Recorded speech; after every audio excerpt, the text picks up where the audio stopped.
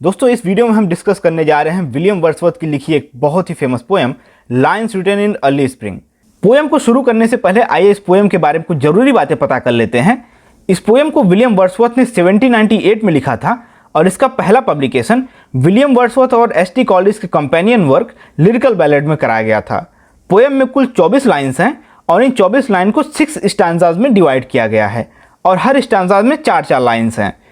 Poem की rhyming scheme है A B. अगर इस पोएम की थीम या सेटिंग की बात करें तो इस पोएम में विलियम वर्ड्सवर्थ एक बगीचे में बैठे हुए हैं या लेटे हुए हैं और वहाँ पे लेटे लेटे वो उस प्रकृति का, उस बगीचे का आनंद ले रहे हैं और उनको ऐसा महसूस हो रहा है जैसे उनके मन को, उनके विचारों को प्रकृति ने वहाँ पे मौजूद सभी जीव जंतुओं के साथ जोड़ दिया है।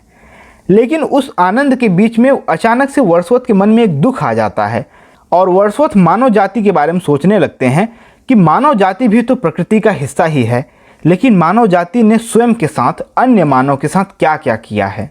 प्रकृति ने मानव को इतना सब कुछ दिया और उसके बदले में प्रकृति ने कभी कुछ नहीं चाहा, लेकिन उसके बावजूद भी मनुष्य के चरित्र में हमेशा घृणा, ईर्ष्या, ये सारी बैड क्वालिटीज देखने को मिली। तो दोस्तों इस पोएम को हम लाइन बाय लाइन डिस्कस करेंगे। अगर पोएम से आपको 1% भी बेनिफिट हुआ हो तो प्लीज़ वीडियो को लाइक करें और चैनल को सब्सक्राइब जरूर कर लें ताकि आने वाली सारी जरूरी वीडियो आपसे कभी मिस ना हो। तो हे दोस्तों, मेरा नाम है दीपक और आप देख रहे हैं लिटरेचर एक्सप्लेन। तो चलिए शुरू करते हैं poem line written in early spring by William Wordsworth. Poem की शुरुआती लाइन में वर्ड्सवर्थ कहते हैं, I heard 1000 blended notes. I heard, मैंने सुना, 1000 एंड ब्लेंडेड नोट्स। यहाँ पे ब्लेंडेड का अर्थ होता है मिश्रित या बहुत सारी, नोट्स का अर्थ होता है आवाज़। तो मैंने सुनी हजारों बहुत सारी आवाज़ें। While in the groove I set reclined. Groove का अर्थ होता है बगीचा और सेट रिक्लाइन का अर्थ होता है आराम से बैठे हुए या लेटे हुए। तो जब मैं बगीचे में लेटा हुआ था या बैठा हुआ था तब मैंने वहाँ पर बहुत सारी, हजारों और बहुत सारी आवाज़ें सुनी। इन दैट स्वीट मूड, मेरे उस प्रसन्नचित मन में, When pleasant thoughts bring sad thoughts to the mind, और उस प्रसन्नचित मेरे मन में वह प्रसन्नता भरे विचारों ने मेरे मन के अंदर दुखद यादों भरे एक विचार को उभार दिया। अर्थात मेरे मन में एक दुखी करने वाला विचार आया। और वह विचार क्या था, पोएट आगे बता रहे हैं, to her fair work did nature link the human soul that through me ran. Nature ने मेरे सोल को मेरे आसपास के सभी ब्यूटीफुल क्रिएचर्स के साथ जोड़ दिया। And much it grieved my heart to think what man has made of man।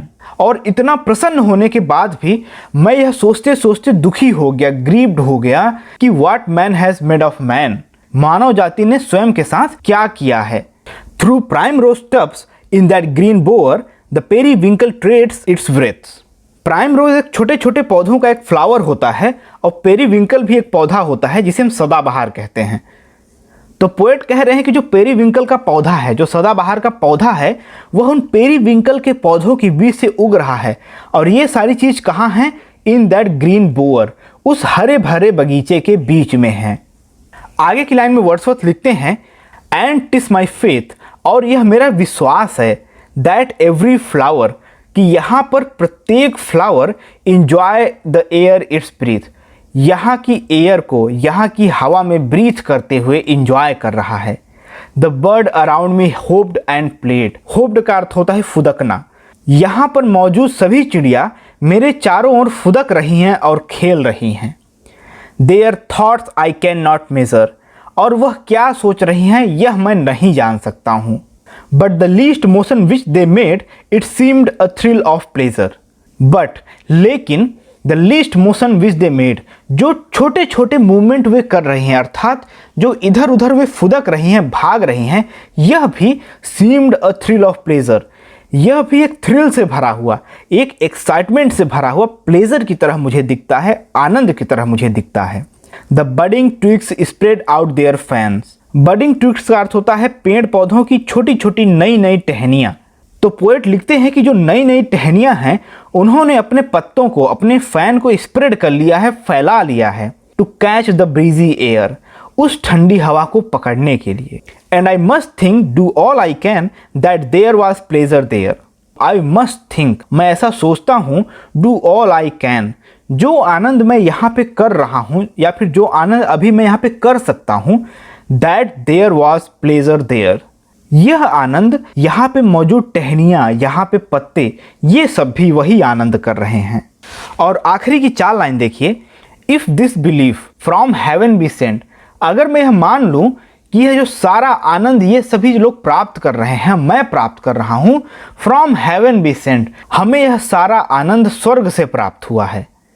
If such be nature's holy plan, और यह आनंद जो मैंने यहाँ पे परसीव किया है, यहाँ पे मैंने महसूस किया है, यह सब नेचर का एक डिवाइन प्लान हो, have I not reason to lament, तब मेरे पास यहाँ पे लैमेंट करने का, दुखी होने का कोई भी कारण नहीं बचता है।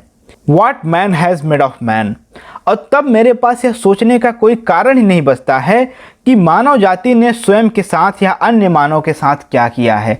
अगर यह सारी चीज़ें जो यहाँ पे प्रकृति में हो रही हैं, अगर सब कुछ प्रकृति ने ही डिसाइड किया है, यह उसी का डिवाइन प्लान है, तब मैं चिंता क्यों करूँ कि मनुष्य ने स्वयं के साथ क्या किया है।